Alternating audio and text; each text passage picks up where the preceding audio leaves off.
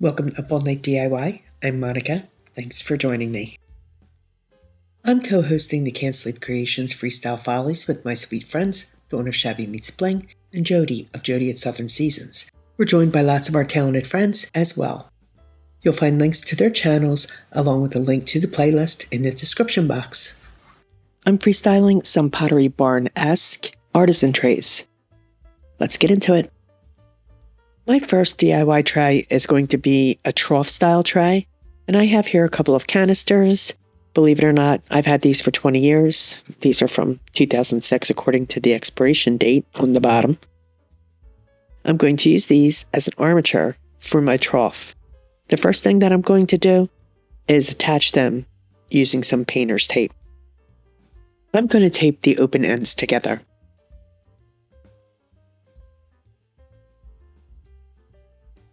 Next, I'm going to add a layer of tinfoil to my containers. This is going to protect them from the papier-mâché that we're going to be using.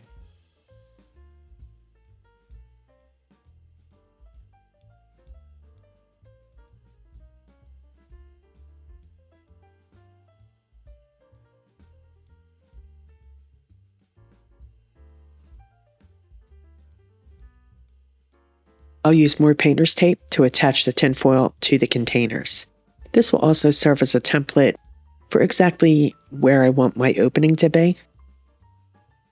So everywhere where the painter's tape is, that's going to be the opening. Everywhere where the tinfoil is, that'll get covered with the celluclay, the papier-mâché. So I'm also going to mark off the sides with the painter's tape as well. Right, for the next step, we are going to need some paper towels and some Mod Podge. And as you can see, I separated the plies of my paper towels. Right, so I'll apply a layer of Mod Podge to my tinfoil, and then I'm going to lay a layer of paper towels over that Mod Podge. I'm going to use the full length of my paper towel, and I'm going to start off by lining it up right along the edge of my painter's tape so that I can get a relatively even open edge to my trough. You know what I'm saying? My paper towel is not quite long enough to go the entire length of my container, so I'm going to add a wee extension, a little piece of paper towel here. Once I get that in place, I'll add a top coat to my layer of paper towels. Yeah, I'm just going to get that top coat on here, and I'm going to have to lift up the rest of that paper towel and add some Mod Podge beneath it. See, I just did that line across the top just to get it started. You know what I'm saying? So this is pretty straightforward. I'm just going to repeat this from one side to the other, making sure that my paper towels line up with the blue tape on the opposite side of the canister as well.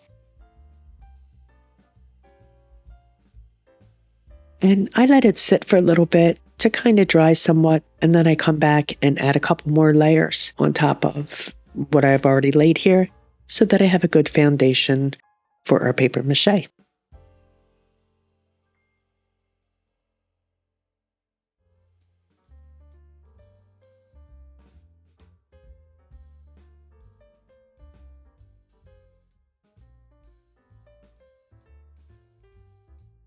And of course, I'm going to add layers across the side as well. And again, I'm making sure that the ends of my paper towels, the edge of my paper towel, is lining up with the edge of my blue tape. Once all my layers are applied, I'm going to let this sit overnight to dry. Now that it is sat overnight and it's very well dry, it's very hard to the touch, I'm going to remove the painter's tape and the tinfoil and get the whole piece off of the canisters. Now, I really did have to take my time to get this separated, and at one point on one of the ends, I did cut it a little bit just to give me a little play so that I could remove the paper towels from the canisters. But you know what? It's no big deal. It's a real easy fix. Okay, so you can see here that it's removed from the canisters, and now I'm just going to remove the tape and the tinfoil from the inside of the trough. Don't mind my gloves. That's for my bursitis, which has been absolutely wicked lately. Now to fix this section that I cut, All I did was hold the cut part together, and I just pasted another couple pieces of paper towel over top of it, and then I let it dry. That worked perfect. Now I'm going to mix up some of my Activa paper pulp celluclay using my little food processor, which I gotta say comes in really handy because of my bursitis. It just makes mixing the clay so much easier. It's really no problem with this. This is only the second time that I've used this paper clay, so the first thing I'm going to do is add it into my food processor, and I'm going to blend it while it's dry. That should break up some of the lumps. Then I'm going to come back, add some water, and blend it until I think it's a good consistency. I'm moving the clay into a little resealable plastic tub. Right, so now what we need to do is cover the canisters again, this time in plastic wrap. And we're going to put our trough back over top of the canisters. The reason I'm doing this is because once I apply the papier-mâché top coat to this, I'm afraid as it dries, it may warp. But this way, with the canisters back in place, it'll hold its shape. And the plastic wrap will also make it really easy to remove the canisters from the trough. Okay, so let's spread some of the celluclay onto our trough here. For the most part, I'm using my fingers to do this. As you can see, I'm going to start right at the very edge and smooth it. Try to keep it as thin as possible so that it dries evenly, and we can always go back and add more layers.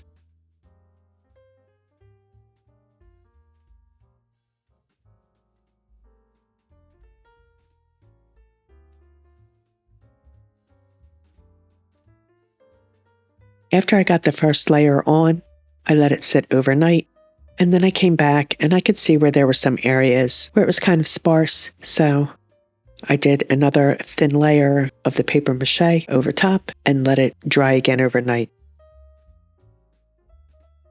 As you can see, I released the trough from the canisters. It was actually really easy. This time it just popped right off, no problem.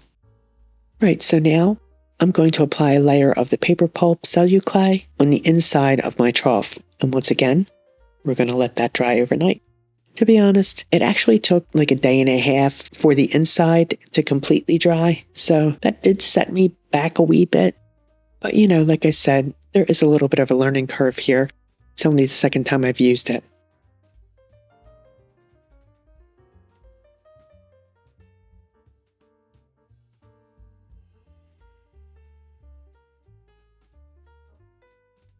Once the trough was completely dry, I did a base coat of burnt sienna, and what I did was water it down to make it more like a stain. I really liked applying it this way. It gave it more of a mottled look, so there were variations in the tone and color, and I really liked that. So now that that's complete, I'm going to dry brush with some Americana Bittersweet Chocolate, which is a very deep, dark brown. This is going to give it a wooden log appearance. Got that kind of vibe.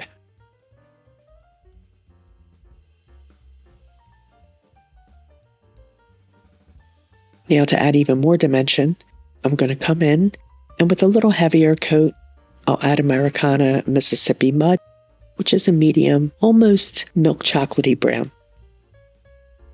I didn't really water this paint down very much. It's almost at its full strength. My final layer of paint is going to be a dry brush with Ceramcoat charcoal, and I'm focusing heavily on the edges. I really want that worn, weathered, primitive look. Once I'm happy with that, I'll give it a protective layer by spraying it with the clear matte sealer.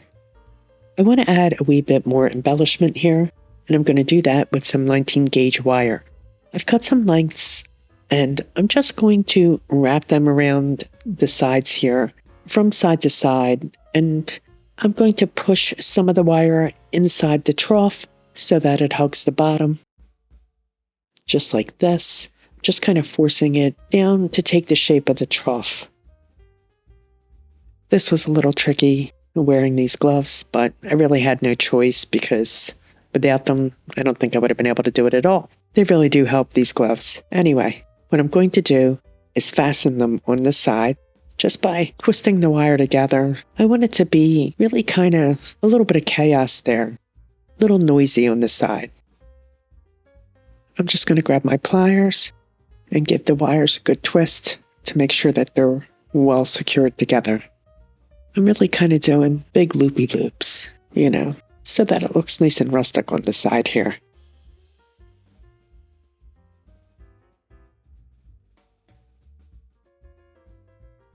I'm going to add a third one right here at this end.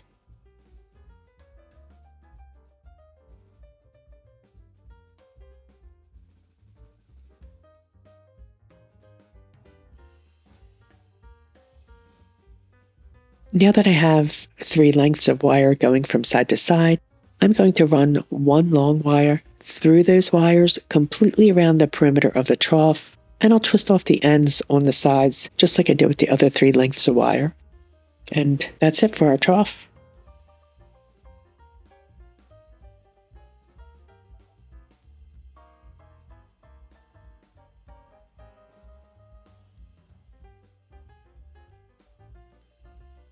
DIY 2 is a rectangular artisan tray.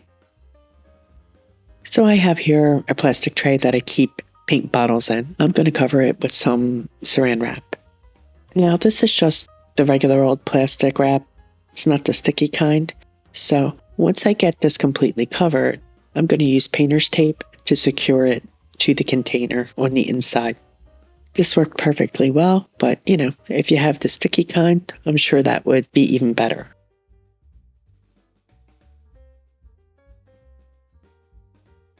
And now, just like before, we're going to use paper towels to add our first layer, which will serve as our armature for our papier-mâché. I'm going to start with the sides, and I've actually cut my paper towels into quarters. I'm adding a layer of Mod Podge to the plastic wrap, and then laying paper towel over top, and applying a top coat of Mod Podge to the paper towel. And we're just going to keep building on this until we've gone completely around the container.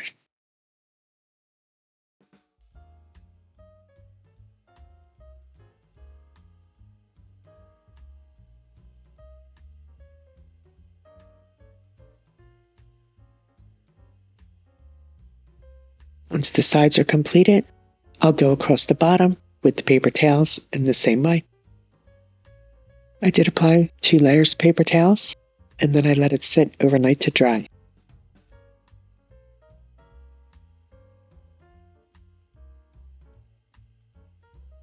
Okay, so now the top of our papier-mâché has dried, so I'm going to remove the plastic wrap, and I'll be real gentle removing it from the papier-mâché. Now that is still wet, so we're going to have to let that sit again overnight to dry.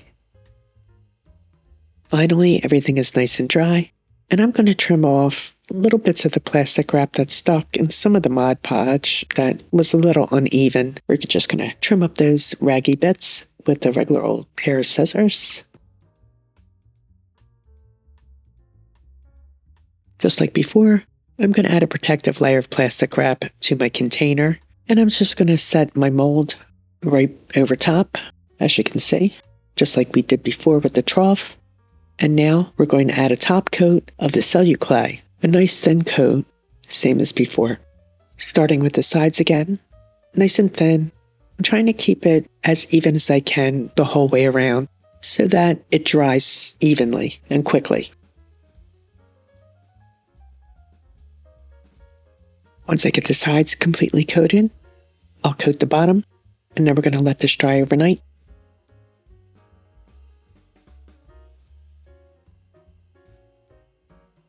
Now that it's nice and dry, I've removed the tray from the mold, and now I flip it over, and I'm putting it inside the mold so that we can add a layer of celluclay to the inside of our tray.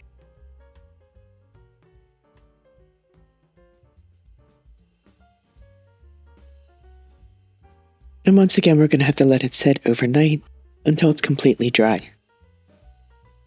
This is really only the second project that I've made with the celluclay.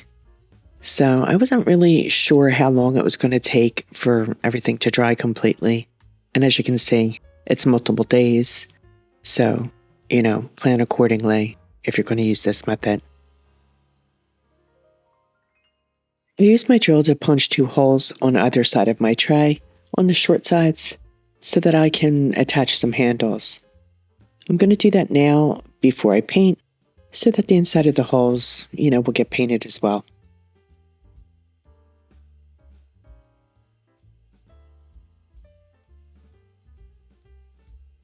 My base coat will be Folk Art Coffee Bean, and once again I'm watering it down to make it like a stain and applying it to my tray.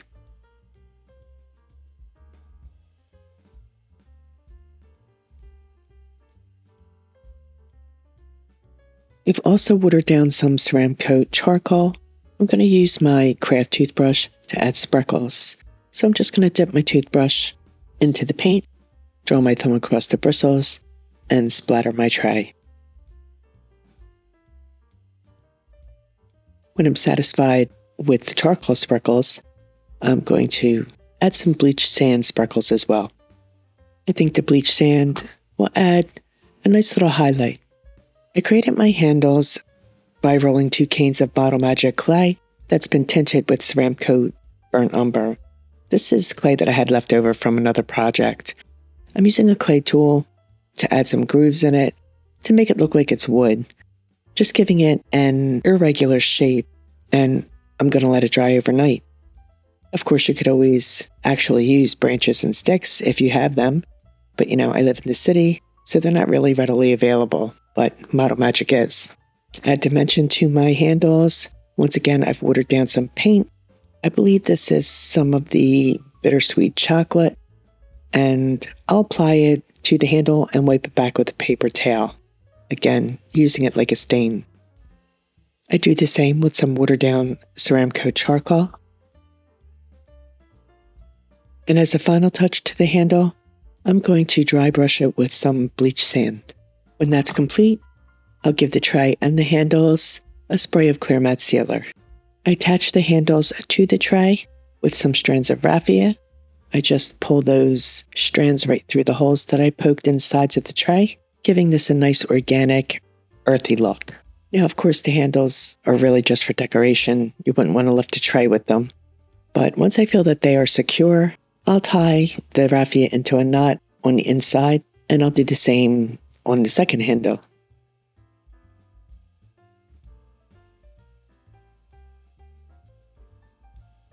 And once that's complete, that's it for a rustic tray.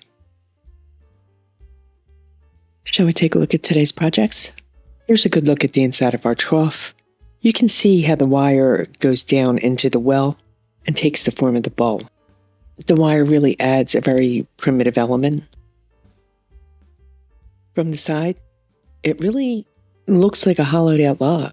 Very raw and earthy. I love it here with just some wisps of moss.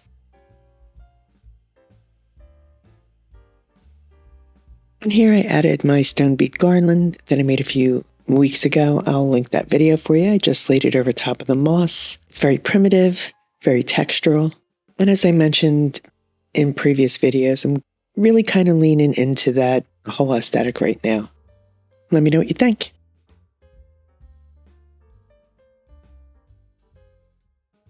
Absolutely loving my Artisan tray with the faux wood handles. I'm totally digging this. It's got a kind of Flintstone vibe. You know what I'm saying? I'm really feeling the variation of color on the finish. It's so earthy. And here we have it with some textural goodies in it. Just love that. I think this would be really cool tipped up on its side too, as a layering piece. I could use this as a backdrop and, layer another tray or a cutting board or maybe even a wee painting in front of it. I'm loving it. How about you? I want to thank my co-hosts, my sweet friends, Dawn of Shabby Meets Bling and Jody of Jody at Southern Seasons. You're going to find links to their channels in the description box, so please be sure to go check them out. You'll be very happy you did. Also, you're going to find a link to the creators playlist in the description box. Please go check out everyone's video and show them some love. Please like, share, comment, and subscribe, and all that good stuff. Stay creative, my friends. Thanks for hanging with me. See you next time. Up all night with Monica.